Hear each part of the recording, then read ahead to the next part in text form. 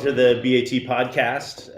Howard and I are here again today. We're excited to have a very special guest with us, Graham Rahal, IndyCar driver and car customizer and collector, also buyer and seller on BAT a little bit. We want to talk with you, Graham, about your interaction with BAT and with the car community in general. And I think everybody just really excited to hear what you have to say. So welcome. Thanks for joining us. Yeah, well, thank you for having me. Where are you joining us from today, Graham? Today I'm in Indianapolis at my performance facility and Ducati. It's all in one place. So I'm here. It's good to be back. I kind of bounce around quite a bit, so it's good to be here and see what all projects we've got going on and see what's sitting out front, for sale and all that good stuff. Yeah, no, Graham. First off, you're from Ohio. Sounds like you live in Indiana. I went to college out in your neck of the woods, so I love that you're a diehard Midwest guy through and through. Oh yeah. I'm from Columbus, and it's great actually out here. A lot of people I know from California don't think that there's great car culture out here, but it's been fun. We've been able to build it up a little bit, and everybody's super enthusiastic. So it's getting better. What was missing maybe from the West Coast vibe is getting here slowly. And but yeah, I mean, I love the Midwest. There's nothing like it. Fantastic. Well, hey, we know you've been lurking around BAT a little bit over the years, and we always love asking people how they discovered BAT and what their interaction with the BAT community has been like. Can you tell us a little bit? I bet a bunch of people don't know. I don't know if your screen name is sort of covert or if you're Graham Rahal Racing 123 or whatever your username is, but people would love to know. And we've known for a long time on staff that you've been part of the BAT community. How did that come about? Well, frankly, it started quite a long time ago. My dad is a frequent BAT viewer, and we bought quite a bit on there. And it started because Dad used to call me all the time. Hey, bid on this, and get that. And I must admit, I've missed several things because I've forgotten and gotten carried away with my day and then missed. But he was always on time. I was like, why can't you just get your own screen name and just bid? Like, why do you gotta bother me all the time? But in the end, we bought plenty of stuff on there, and we love what you guys have done. I mean, for sure, it's a great marketplace. I think the first thing I bought on there was the red S2000, the 1,000-mile car, which was beautiful. But then cool stuff pops back up, like my dad's, dark blue, Potsy blue with a blue Medio interior 575M that he just bought back for his personal collection. Gosh, it left our family, I think, in 2005, and then pops up on BAT. And it's funny how that works, man. You guys have done, like I said, an amazing job. There's a lot of stuff, that we look back to the past, and your memories get going, and your childhood memories and the nostalgic stuff gets flowing, and next thing you know, you own something that earlier that day you didn't think that you wanted. So it's pretty crazy. Yeah, no, that's great. Obviously the racing is one side of things, but I think our community would love to know kind of what cars were around the Rahal household growing up. What did you grow up around old car wise? Well, it's funny because the cars I'm going to list nowadays, you guys are going to be like, oh my gosh, thinking about how much that's worth. But at the time, they really weren't worth much. But like, I remember the car that was most vivid in my mind is the 300 SL Gullwing. Dad had a silver red Gullwing, I want to say in the mid 90s. But at the time, they were desirable, but not like today.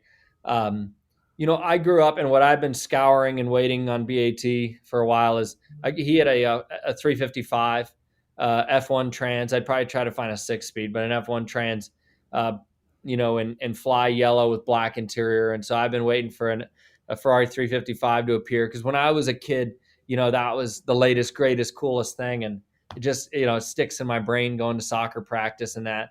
But Dad, he always kind of had the fresh rattle, but they always came in and out pretty quick, I must say. There was never anything that was around for any significant period of time other than, like, and I still have one, a 60s Mini Cooper. Like, I remember Dad had a green 60s Mini for, 10 plus years, and I've had one for 15 years. So it's kind of weird. Like stuff like that, we always loved and got attached to, but a lot of the other stuff kind of came and went. Nice. That's certainly a good bunch of variety, right? I mean, I know you're into a few different marks, and you mentioned the Ducati store and other retail stuff that you're involved in. But it sounds like the interest level that has been passed down to you, maybe from your dad and other influences, is really versatile, kind of all over the map, right? Like when I think of you, I wouldn't have think you'd have a Mark One Mini. I had no idea you'd put up with Yeah. a British car in your fleet. A lot of people don't have the thick skin to do that, but it Yeah. sounds like the variety is kind of something that really scratches that itch for you. What other sort of corners of the car universe are in your interest area or collection that people may not have guessed?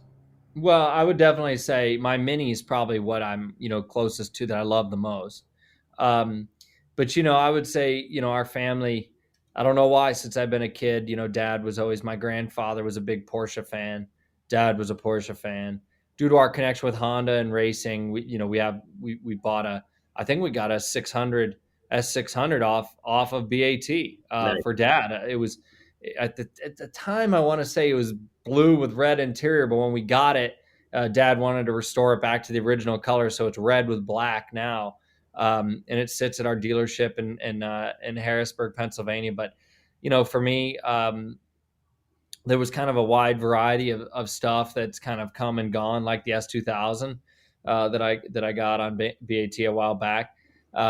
Like I said, though, the problem that I've got with you guys is that it's like an addiction. And when that email comes in the morning, every morning, it's like, oh, well, what's the latest thing on here that I don't need, but suddenly I want. And so I found myself in a position. I've got a VW bus I bought on BAT. It's sitting right next to me. Actually, it's a Transporter too. So I don't know. It's been there's kind of a wide variety of leakers that sit around here, I guess. So it's probably no surprise that you found your way into motorsports. I think I'd love to hear about kind of when you were coming up through the ranks. Tell us some of those war stories. Did you kind of earn your chops in Formula Atlantic like a lot of other guys, or what was that like? Yeah, so I kind of came up at the time when I was coming up. There was still a split in open wheel racing, and in the early part of my career, I'll admit that my focus was very much like, oh, someday I'd like to go to Formula One. And the guy that really changed that for me was Justin Wilson. I remember, sitting with Justin in 2007. We were both big, tall guys. I'm 6'3". J Dub was taller than me, and he just told me, he said, "There's just no way in hell you're going to like it. You don't want to go there. It's not fun. You're not going to enjoy it. Racing in the United States is so much more friendly." And so, I kind of changed my path. But at that time, you went Star Mazda or Formula BMW, which doesn't exist anymore. Then you'd go to Star Mazda. And then I went to Formula Atlantic, and I went the Champ Car route. Well, my first year professionally, or the second year, it unified. And so now it's even more of a clear path. It was kind of confusing at that time. But there are always stories, a lot of great guys that you raced against over the years that, their names pop up and, driving for big teams, all around the world. Some guys end up in Formula One that you've raced against, many times before. But there's always great stories that kind of come out of that. It's a small world, big world, but in the racing sense, it all becomes very small and pretty tight knit. I mean, between those two, I mean, is there a huge? I'm sure the answer is yes and no, but is there a huge difference between a 2021 Indy car and a Formula One car? I mean, you guys are going 235 miles an hour in the States. Obviously, Formula One is always considered to be kind of the top rung, but how do you square the two? Well, it's interesting because Romain Grosjean, he came over from F1 for this year. And I was actually asking him because he's driven the latest, greatest, in the Formula One space. And so I asked him, and he said, well, the Formula One car, the biggest difference in the F1 car is in qualifying trim. They turn up the horsepower to a big number, which we can't do. We are set to what we can run. And that's limited by really technological advances, meaning in our sport, the money is limited every year. You're not allowed to just go and spend endlessly, and the manufacturers have limits. Whereas in Formula One, they have a base set of rules, but between the hybrid power units and all the other stuff, those things are like damn near driving a computer nowadays. Whereas the IndyCar, and even Romain said this, like the IndyCar is just very raw. He was talking about at the first test that we did at Barber, he couldn't turn the steering wheel. I mean, he only did 40 laps that day. And he said it was because physically he couldn't drive. The car was so much more physically demanding than a Formula One car. But the Formula One car accelerates quicker. It's a little bit lighter. The power unit is really unrestricted compared to what we have, which is very restricted. And so, clearly an F1 car is quicker.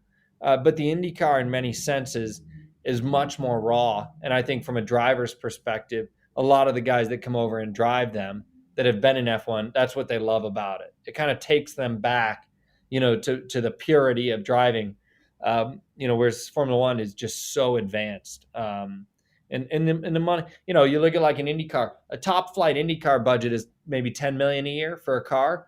And a top flight Formula One budget is, Mercedes spends probably 300 million a year per car, 500 some thousand euros total for the team. That's a whole different ballpark. You're spending a lot of money to go not that much quicker.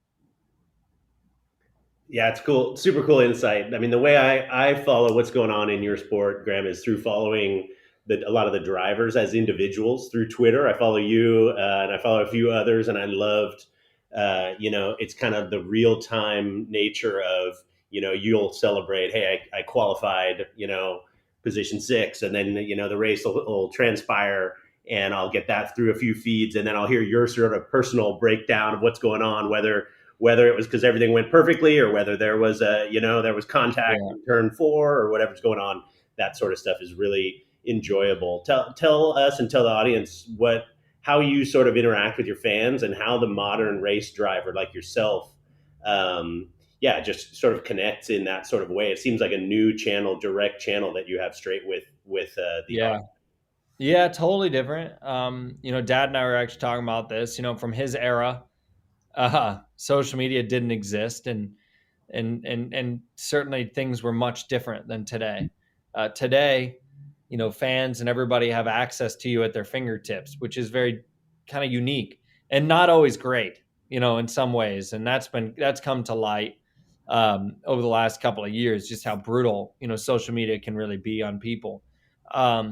But it's good in ways and it's bad in ways. But I would say the goods are, like you guys, it helps you reach such a broad audience so quickly, and it helps bring to light and help grow a business with marketing costs of basically zero, and and do it organically. And the same is with racing. We're out there to do well and to win, but we're also out there to promote our sponsors. I mean, the way that racing has changed, sponsorship, the demands on the drivers and the teams to get their ROI, return on investment, and and to do all of these things. The driving aspect of being an IndyCar driver is maybe 15-20% of the whole picture. But I think fans can actually see that too. They finally see like, hey, these guys aren't on vacation all the time. That the off season's been 6 months. Yet I can assure you, we haven't even been on a vacation other than Christmas. Christmas would go for a few days away, but other than that, we have not been on a vacation. It's a full-time gig. But a lot of people don't think that. Before social media, it's like, oh, they race and then they disappear for 6 months. And it's a whole different world. I mean, it really is. But I've enjoyed it. I enjoy, communicating with fans, the goods and the bads. For me, the banter is always kind of a fun thing, and seeing people get all spooled up is always funny. But I also enjoy the social media aspect. Like for me, being a car guy, it's a great way to, see some cool cars. I'm not one of these guys that's a big fan of all these people who want to be Instagram famous. That's not my sort of gig. But I certainly love to go out and look at some cool cars and see what's out there. So yeah, no, that's awesome to hear. I think you're about a month out from the season opener at Barber, which is second or third week of April. What's your schedule like these days, kind of right in advance of the season start? Well, the schedule, it's, right now is getting busy. A lot of simulator days. We're not allowed to do much on-track testing. So we go to the Honda has a simulator that we use in Indianapolis, pretty advanced. It's not like one that you just put in your house, but, So we've got that going on, and definitely it's getting busy. A lot more sponsor appearances. Last year we weren't allowed to do any, and so this year it's kind of, you almost have double, because everybody's trying to get their commitments and requirements of you in this year. Clearly, a lot of it's changed. A lot of Zoom, which isn't nearly as fun, but still you get to interact and have some fun. But it's getting busy. We go test maybe 2 or 3 more days, and then we go off to Barber. And we tested at Barber earlier this year. Amazing track, and we've raced there many times, but they repaved it, silky smooth, super grippy, really fast. Always puts on a good show. But that's one heck of a racetrack. So we're looking forward to that. And then from there, we go literally the next weekend into St. Pete. The next weekend after that, straight into Texas for the Oval for a doubleheader. We race Saturday and Sunday, which is going to be a bruiser, and go straight from there into the month of May, and run at the Grand Prix and then the Indy 500. So there's not much time off. Once we hit the ground running in the IndyCar series this year, we're pretty well solid until September, and then it's all kind of over. And is this a pretty normal year? I mean, coming out of COVID and different sorts of things happening. I mean, I know as spectators, people are chomping at the bit to get back to, watch live racing and be involved and rub shoulders with, the heroes in the pits and that sort of stuff. Is this a quasi normal year, or do you see it as being significantly different than last year? No, I think it's going to be pretty normal. We're going to get there. The start may not be super normal. We're going to have fans for sure, but I think there'll be some limitations on, can you get into the pit area to see the drivers and stuff. We'll probably do autograph sessions and some of that with some sort of distancing. But I think they're going to be cautious at the first few, because we want to get to Indy. We want to get to the Indy 500. They want to have maybe not a full crowd, but they want to have a good crowd, and we don't need any hiccups along the way. Most of the places that we go race to start our year are open. Florida's open. Alabama's open. Texas open. Indianapolis, I'm here now. I saw the other day there was only a couple hundred cases in the entire state, in 24 hours. That's not much, so I could see Indiana going to open soon. Our biggest question mark is where you guys are at. At the end of our season, the beginning of our season typically was due to have Long Beach and a couple others that are now moved to the very end. And so that's the biggest question mark at this point. And right behind that would be Toronto. Maybe even ahead of that is Toronto. Does Toronto happen or not? They've announced basically lockdowns until the beginning of July, which is interesting. And our race is the second week of July. So you got to think Toronto's in doubt. But the rest, I would say, are looking good. Yeah, it's been an interesting year for sure. I'm sure they're going to be careful in how they navigate it, but people are hungry for it and excited to get back. So it's cool to hear that you got the whole schedule mapped out. Definitely. How are we going to recognize you? I know last year I was watching for you in the blue and white United Rentals car, right? What's sort of the sponsor and aesthetic of things this season? So we've got a bunch of sponsors. If there's anything with our team, which is a good problem, but we've got a bunch. This year's our 30th anniversary of our race team. And so this year we're going back. United Rentals is still our primary at most. Total Oil, which if you're a gearhead, you should know what Total is. They've been around forever, one of the world's largest oil companies. They're still with us in a big way. And then we've got a variety of others that we work with. But United Rentals car will be the white and basically white and blue. If you go back to 1998 to my dad's farewell year, the Miller Lite car, that's what our United Rentals car will be this year. We've got a special paint scheme coming for the Indy 500, which I can't say too much about, but it'll be cool. It'll be another throwback. The Total car is all red, which was reminiscent of the 1986 Indy 500 winner. So this year on both cars, my car and Takuma's, we're doing some different paint schemes to try to throw back, to the kind of the heritage of the company, which is cool. I love that. Yeah, no, your dad's 86. I think it was a March Budweiser livery Indy 500 winner. I had forgotten he ran those Miller Lite cars a decade later. I think what IndyCar as a casual observer is doing probably better than NASCAR and F1 is just each race is so competitive, and as a spectator, it's so awesome. Like the top 10 at any given event, like it's anyone's race. And on the other major pro series, I don't think you get that level of kind of driver parity that you've been seeing in IndyCar the last few years. Yeah, I mean, even if you look at drag racing, drag racing, it's really only a couple of teams that are winning week in and week out. Um, I think NASCAR, you look at the beginning of this year and they've had, a bunch of different winners, but it's really only a couple of different teams. The thing about IndyCar, and we don't even need to go into F1. I mean, I try to follow F1, and this isn't a shot at them. I genuinely try, but you just know the result. You literally know I mean, I was so excited when George Russell got a shot last year to drive the Mercedes, just because I wanted to see what's going to be the result, and it should have been the same thing. That car was going to win again, without the tire issue. In IndyCar racing, when I started in 2007, I started with one of the best teams in Newman Haas. And to be in the top five, if you weren't in the top five and you drove a Newman Haas car, it was a disappointment. Like, you should be there. And today, you could be the best that there is and qualify 22nd one weekend. I mean, you just don't know. The parity, the teams are close.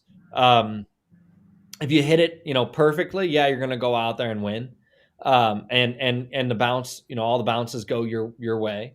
But it is so close. And with the yellow flag rules and everything else in IndyCar, there's also still a whole lot of, luck that can play a role. And, the yellow flag can completely toss a strategy upside down, whereas in F1, they don't do that. They don't close the pits, the virtual safety car, but the gaps are the same. People keep the gap, and you can pit and come out in the lead and everything else. The thing about IndyCar racing is it really is probably one of the last pro sports that doesn't have gimmicks. Pro racing, there is no gimmick to it. It's just like it was, in my dad's era. And that's what I like about it. It really hasn't changed a lot. Yet I think fans do appreciate that, because in many ways it's still simple and its purity. So, but I think IndyCar's done a great job too. You look at, obviously I talked about Grosjean, who came from Formula One over this year, but you've got this guy named Jimmy Johnson, who dominated, NASCAR, as everybody knows, for a while. He's coming over. So he's a rookie this year. And then you've got Scotty McLaughlin, who's great and won the Supercars championship 3 years in a row. And V8 Supercars in Australia is about as hard of racing as you'll ever do. I've driven them; those things are animals, really, really hard to drive. And Scott dominated it, and here he is. He's coming in a Penske car, so great equipment, but still, there's a lot of great worldwide, international names that are coming into the sport. And I think in the near future, you're going to see a lot of new names too, because there are guys, that are getting long in the tooth, and there's going to be some opportunities for young guys to come in, and hopefully girls. I know at Indy, they're having a big push. Simona's coming back, and going to race there with a female, Beth Peretta, who used to be one of the top people at Dodge. She started a team, and she's going to have a shot at Indy in a all-female team, which will be cool. So, we'll see. Sounds super cool. You mentioned some of those guys, Jimmy Johnson coming over, some other people who have raced with fenders. And I wanted to ask you, have you, I mean, obviously you're on this awesome trajectory within the open wheel, competition, but have you ever thought of concurrently racing another series, or are there other series, always something you want to do off in the future that maybe is a next step for you? Obviously you're kind of at the top. I don't know that you need a, next step, but sometimes there's drivers that love to get their hands on all sorts of different types of cars. Or have you found your sweet spot and you love it, and it's the one? I found it for the here and now. I mean, I've always had my eye on sports cars. You guys just on BAT just had one of the Pratt and Miller Vets. Yes. And I don't know if that was the car I drove, but I've driven. I tested with with GM and the Pratt and the C6 and C7R and all that sort of stuff, and just tremendous cars. And I love sports car racing. And the thing about sports car racing is the wear and tear on the old body. Yeah, the races are longer, but the cars are nowhere near as brutal, as an Indy car. So when the Indy cars, the music stops there for me. I hope that there's a future to go sports car racing. I'm excited by the future for sports cars too. This LMDH thing is going to be great. DPI, that we have right now is cool, but we need to go to Le Mans. The cars over here, the brands over here, Acura, all of it, they need to go to Le Mans. And, I think that LMDH is going to give a really good opportunity for them to do that. So that excites me.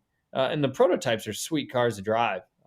They're really not a lot of flaws, in their handling, a lot of downforce, good grip. So when the IndyCar stuff stops, that's probably my trajectory. I would like to try some cup stuff. I would like to do some of the road courses and maybe an oval or two. I've reached out to Mr. Hendrick in the past, to try to do something, but the opportunity's just never really been there. And and also you don't want to just do it. If you're going to do it, you want to be competitive and you want to have a shot at it. And as we talked about a minute ago, there's really only a couple of teams that you're going to have that opportunity with, and they're full. The seats are full. So where else are you going to go? Mm-hmm. Yeah, definitely. When you look at the teams that are winning, Daytona 24, for example, the rosters are often filled out with a lot of IndyCar names. So that makes sense. I actually didn't know that Jimmy Johnson was going over to Open Wheel. That shows how up on all this I am. That's awesome. Is he like the Johnny Come Lately? Are you guys going to give him some racing room out there, or does he have to earn it like everyone else? No, he'll have to earn it. But JJ, he's a great guy, and he knows that. He knows that. I think IndyCar racing, and he'll tell you this, IndyCar racing was his dream. And I don't think he really saw himself having a career in NASCAR. I think he really wanted to go open wheel, and it just never really happened for him. But now he's at a stage in his career that he can do whatever he wants. And so, here he is. He's going to come and give it a shot. And I'll tell you, you learn so much from a guy like that because his dedication to it. Now, of course, the financial means that he has are a little different than most. But, I mean, he has been driving small formula, junior formula cars and stuff almost every week throughout this entire winter to just prepare himself. We can't test the IndyCar that much, but it hasn't stopped him from driving a ton of other stuff. And he'll tell you, he did Daytona 24, he just did Sebring 12, and all this stuff to kind of, again, beef up his road racing skills so that when he gets to the IndyCar, he's ready. But, he's been highly committed, and, I think he'll be a great asset for the series too. That is killer. You had mentioned the start of the year at Barber, then going to St. Pete and the few events after that. Obviously, in your game, you got to be good turning left and right. But do you have a preference between road course versus the super speedway ovals? Well, I mean, I think road courses kind of test you a lot more. I think road courses, again, the purity of them, and it's a huge challenge. But there's nothing more fun, honestly, than an oval if the car is good. If you've got a good car underneath you and you're racing wheel to wheel, that mono battle is just an awesome thing. That competitive fire is great. But if you've got a bad car, there is no longer day than you'll ever live than like Texas with an ill handling race car. That is not fun at all. So, it can be both. Little short ovals. Short ovals are great. Milwaukee was awesome. Iowa, excellent. Gateway, cool. Really high, turning G. I remember at, when the high aero kits, we used to go to Phoenix, and you're pulling 6.7 G's in the corners. That's like fighter plane stuff. It's that stuff was really cool. I think a lot of people in the audience probably want to pick your brain a little bit for maybe the future of the sport and where it's headed. A lot of things we see in production cars and stuff on the street, probably stuff you're driving or maybe even tuning or who knows what, around electric powertrains, hybrid powertrains, and what's happening there. Obviously with Formula E and some things that happen, there's been some fits and starts and some excitement around that, but then some pullback, separate series, different sorts of things. Do you ever see us headed in an electric future sort of direction for open wheel racing in a way that you feel would be compelling? I hope not during my time. Um, I think I can just say that. I don't know, but racing has to make noise. John Forrest, my father-in-law, he and I were talking about this the other day.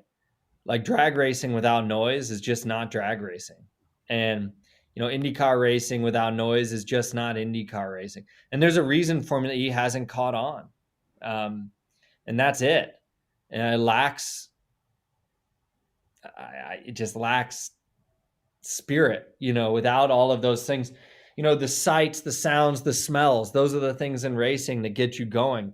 And if you don't have the sounds and you don't have the smells because you're not smelling any gas, I think it misses a step. I recognize the future, but I'm not sure. I'm one of the pessimists that's not sure electric is the future. There might be other, alternate fuels. There are alternate fuels. Porsche's releasing an alternate fuel as 5% of the current, emissions that a current fuel does. I think there's other ways to do this because I just don't understand how the power grid can sustain it anyway. We own 16 car dealerships, so we see it every day that there's this pressure, to be, electrified. But how? I get the question mark is how. When you look at how much, and even in racing, how do we do it effectively? Yes, batteries have come a long way, but the Indy 500 can't have 30-minute pit stops, or whatever it is. It's a very, there's a long way for it to go to be viable. And I get too, in cars in general, that electric cars have their place in LA. They have their place in San Francisco. But try to get from Indianapolis to Nashville without a charging station. It isn't going to happen. Try to get from Indianapolis to Tulsa, Oklahoma, or whatever.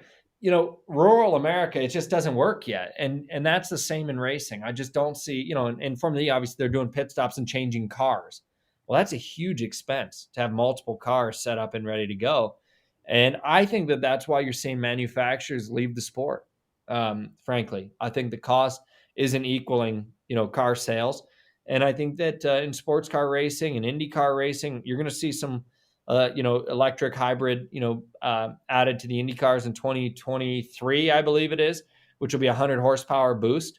We can adapt some of it, but I don't think that we need to go to the phase where it's all electric because that just loses the spirit of what we do or what I grew up loving. Maybe for, somebody who's 16, 17 years old who's listening to this, maybe they like that. Maybe that's their thing. But to me, that's just not what I was raised, to enjoy. And so it's a little bit for me that there's a lot of adaptation to it. I love that answer. Getting fired up a little bit and having a point of view. That's what we appreciate, man. And it sounds like your point of view is crystal clear on you want to be in a, car with spark plugs, firing on all cylinders with plenty of nice noise behind your passenger compartment. So yeah, no, Exactly. I love a lot of the same things you do about racing, and it's just interesting to see how different people push the innovation envelope, right? And some of that is for what you're driving and day to day on the street, right? I mean, we're seeing these, Porsche Taycan electric stuff cruising all over the place, and a lot of people point to that as like the future of performance, but there's certainly something missing because it sneaks up behind you and doesn't make the same sound as a 911 does at all, right? So Oh, there's a really different sort of character and feel to it. I mean, I almost got run over in a parking garage the other day because you couldn't hear a thing, and I looked to my right and there's some sort of hybrid, or some sort of electric car. But I will say, like, I had a Porsche Taycan, and it's a great car. It's awesome. I mean, the acceleration is mind boggling for something that weighs that much. And, I drove it around, and, my wife and we enjoyed it for a while, but I faced the same problem in Southern California. When I was low on battery, there was not just a place to stop that easy. And where I did stop, if the charger was full, I was SOL. And there was just nothing more comforting than be able to pull into a gas station and fill up. So, there's a lot of question marks to it still. But like I said too, I get the innovation, I get change needs to happen, but I think it's also coming pretty organically. I'll use the example of a G63. I mean, if you had the last generation G63 and you're cruising down the freeway at, let's just say, 75, and you can get 8 miles a gallon, you should just be super thankful. And yet the new one is twice plus that. And just, one generation, the change. I'm not saying it's good on gas. What I'm saying is it's improving a ton. And, this can continue. There's a lot that can be found. And like I said, this Porsche gas will be interesting to see, what the emissions, I guess it's all going to be released in South America first and then find its way north. But it'll be interesting to see what that really does. And if that puts off, 5% of the current, emissions, but you can just pour it right into your car without any modifications. Well, that's a pretty powerful thing. So it'll be interesting to see what it turns out to be.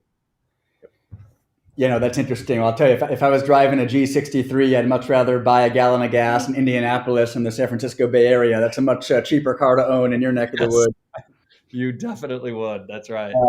I'd love to ask you, you have ambitions beyond your pro driving career. Tell us a little bit about what you're doing with Graham Rahal Performance and what's up with that. Yeah, well, thanks. Yeah, the performance facility, I started in 2017, and our objective there was really to to kind of get to do track preps, track preparation for cars, installations.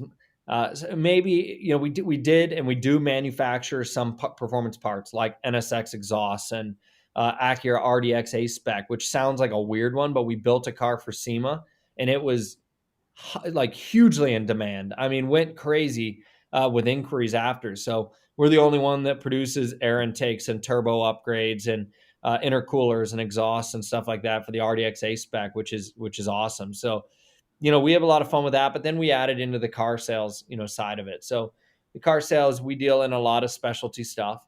Some I'm hopeful that you might see on BAT soon here. We have listed stuff on BAT before, if you guys know. I think we had a Ducati. Before I was a Ducati dealer, we had a Ducati MH900E on there. And but it's the car stuff's been great because we've been able to add an element that really can sustain the business. Part sales is hard. Really hard, very competitive. Internet has kind of ruined part sales because oftentimes clients can get parts off somebody's website that we can't even get for that price. So that's made it difficult. But we've enjoyed the track prep side. We've got a new track series coming out just for GRP clients that will, we have 8 track days. We go to Mid Ohio, go to Road Atlanta, Road America, which will be amazing. We go to Audubon Country Club and have an evening with my dad at his car barn. Bob cooks for everybody. We go to Alabama, NCM. So we're taking a very limited amount of clients to do these specialty track days, which is a cool perk that we have. A lot of people, the track day business has gotten so busy, but it also's got risks. And we've had clients that have done some of the more popular, track days, but somebody leaks oil in front of them. And next thing they know, they've written off their GT3 or their GT4 Club Sports or whatever it may be. So we're offering that, but I've always enjoyed it. I mean, like I said, going back to the very beginning, I was always tweaking on cars and having fun with it. And, so it's kind of a passion for me that when the means were there to be able to do it, we ran with it. And, and here we are. It's kind of turned into a little more than I initially expected. But here we are. And then Ducati, I'm a Ducati guy. I don't know what else to say. I grew up loving Ducatis, and kind of like we talked about at the very beginning, we talked about my dad, and he'd have something cool in the garage for a few minutes. Well, Ducatis were one of those. Whatever the latest, greatest, coolest Ducati was would show up in the garage for probably literally 10 minutes, long enough for me to fall in love, and then it would disappear. Get a couple of rides on the back. I was thinking about this the other day, like, I'd literally just hold on as like 5-6-year-old, hold on to my dad on the back, and we'd go blast down the Ohio side roads. And I'm thinking they'd report you to like child abuse or something nowadays for doing child endangerment for doing that. But back in the day, it's what we loved. And so, the noise of those Ducati, engines and everything else led us to open a dealership. We're the only dealer in Indiana. And hopefully these two complement each other well. We'll see. No, that's funny. You had mentioned, I guess the flip side is when a guy wrecks his car at a track day. That's actually probably good for the parts business, right? Well, it is, but we certainly don't. We certainly hate it for those guys because uh, our guys are pretty. Like I said, our guys are they track a lot. They do a lot. Some of our guys go out, you know, weekly, if not multiple times a week, and so we don't like to see them down for too long. And that's cool. I didn't realize you guys were the sole Ducati dealer in the state. That's really awesome. But Graham, if I was your main sponsor, I wouldn't be too thrilled about you ripping around the back roads on a brand new Ducati Superbike. So I don't ride. That is one. That is one caveat to the entire thing. Is I don't ride. I used to ride a lot, but I don't. Nowadays, in season at least, I don't ride.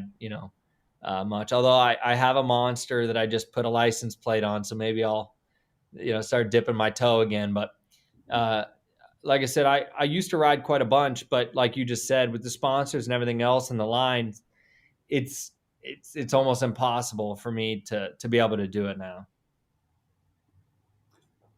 Cool. Yeah, thanks for telling us about all that sort of aspect. Back to BAT a little bit. You said the collection may be evolving a little bit in the future, or maybe the GRP cars, or maybe we're going to get to taste a few of those, to sell a few of those for you from the commercial side. What in the personal collection, you mentioned the 355, yellow 355. That's burned in my mind now of you going to soccer practice. You're never going to shake that. But Yeah. what else is maybe out there on the horizon that you would love to maybe cycle through for 10 minutes or for 10 years in the future, something you'd love to chase down? So I almost bought one the other day on VAT, but I didn't. But probably my very first car was a WRX STI in '04, and it was white with gold wheels. So I am waiting for a pristine low mile. And the other day you had a 9,000 mile silver car that I was close, but I think if I'm gonna do it, I really want like what my first what I had. So um, that's probably what I'm looking for next. That could pop up. That would be something that excites me. But um, to be honest, I keep my eye on it for Ducatis too. I know it's mostly cars and stuff, but there's some good bikes that pop up, and you may see some of mine. I've got a 998 S Ben Bostrom edition. They only made 155. I actually have two of them that are brand new, 0 miles, and so I think maybe that's something we can talk about, getting one of those up and spreading some awareness. That's a cool bike, super cool bike, very very rare. And as far as on the GRP side, I mean, we've got a Boss 429 right now that is absolutely primo. I mean, brand new. It's 3,500 original mile car. 1969 candy apple red, and it's we've been keeping an eye on what you guys have had, and the thing that's great to see about BAT is now the scope of what you're doing too, right? It's not just a certain price range, but even the real premium stuff is bringing great numbers, which is awesome and opens our eyes to what all we can do, with you guys in the future. But yeah, I mean, for me personally, the STI, like I said, a yellow 355. I'm going to be picky because it's like I probably would. Those are cars I'd keep probably forever because they're kind of ingrained. I said that car because it is. I never drove it. Clearly, I was only like 6 years old or something, but it's just ingrained in my head that like that was so beautiful. When I was a kid, and someday I'd like to get the opportunity to have one again. I love it. And I love also how you're saying, maybe we can talk about this, being humble. Like Howard's sitting right here, man. He's the guy that rubber stamps that car or those bikes coming through. So you Yeah, found I know. you found the guy. Like it's No, like, I know. And we've talked before, we've emailed back and forth before. I will say my Ducati collection is highly of interest because I've collected too many, enough to where it was like, yeah, maybe we need to actually make a business of this. Um, but I've kind of gone through, like all of my bikes are 0 mile bikes, all of them. My 851 Tricolore, is brand new. Like I said, that which go find another brand new 851. You probably can't. Um, 998S, the Bostrom bikes, brand new. 999R, Fila, brand new. But I kind of changed the collection because, number one, I have a wife, and eventually, it's like, okay, how much do you really need? Like, are you gonna like narrow this thing down a little bit? It's ridiculous. And number two, I just want to change to like simplify, So BAT is a perfect platform, for us to be able to do that. And the other thing I think Howard, you're going to get an email about is a KTM crossbow, the R model. We have one of those, and that's super rare. There's not many in this country. It's got a U.S. title, which is also rare because most were brought in as only track cars. So that's something we'd like to get up on there and see what it can do. I think it'd be a lot of fun. Cool. Well, yeah, the motorcycle business on BAT has been evolving and growing for sure. There's 16 bikes live right now on BAT, and we've been curating that, especially so it'd be an effective place. So yeah, we hope we can see some of that stuff. But I love hearing WRX. Like I'm holding Howard back right now, but he has WRX experience too in his past, and I love how those cars are now coming around to be sort of a nostalgia play for a lot of folks. Oh, yeah. They were sort of current for a really long time, right? And all of them were getting modded and rallied and all the stuff. But hearing that you spent some time in one of those, and that, going back to find that one that you had is important to you, I think is pretty cool, don't you? Well, the 04s, Howard, you probably know this, but the 04s didn't come with radios. They had blanking plates, the 04 STI. It didn't have, like, the 05 suddenly got this, little trim piece on the rear fenders, the rear quarters, and on the bumper that I didn't like. It kind of just flared up the rear, the from the back, kind of midway up the rear wheel, which I really didn't like. But the thing I loved about the 04 was the purity of it. I mean, there was nothing to it, right? I mean, it was, like I said, no radio. And trust me, I modded mine way too. I went through 5 motors. So I was not a poster child for, good maintenance or anything. I mean, it had its days. But I still, I think back to the fun I had in that car and how simple it was, but just, it's hard to beat that. We talked earlier about why I still have a 1964 Mini Cooper, because I paid $4,000 for it or something, and it's the most fun you can have on the street. It just is the most fun, and so, you can go buy $1 million, $2 million cars. You'll never get the enjoyment of going through a corner at 35 miles an hour in a Mini Cooper. It just put a smile on your face all day. So to me, it's just nothing like those. No, I love that you're excited about that. White gold wheels, yeah, that's a great spec. And yeah, when you boil it down to something that specific, and you look around, it ain't like they're for sale everywhere, as you pointed out. If you want to take a deeper cut, I think some people like the 05s because you could get the adjustable center diff, or could you do that in the 04 too? The 04 had it. The 04 had that. I'm 99.9% sure. But look, they were all cool back then. I think they kind of lost it when it went to the hatch. Not because I don't like hatches. I love hatches. But it just kind of lost the look and the feel of, like me growing up, Colin McRae, guys like that. I was like, even Petter Solberg, Richard Burns, like the World Rally guys. You see the Subarus, the blue, gold with the big wings. When you went to the hatch, it just wasn't. It didn't scream that to me anymore. And then they went away from it. But there's a lot of good ones. Look at the new one, even the S209, which is probably sold out. There were a few kind of hanging in on sale ads and stuff like that. But the S209 is a pretty cool car because, again, it kind of went back to that original. It was very raw and, fast and pure, but, a lot of great memories in those things.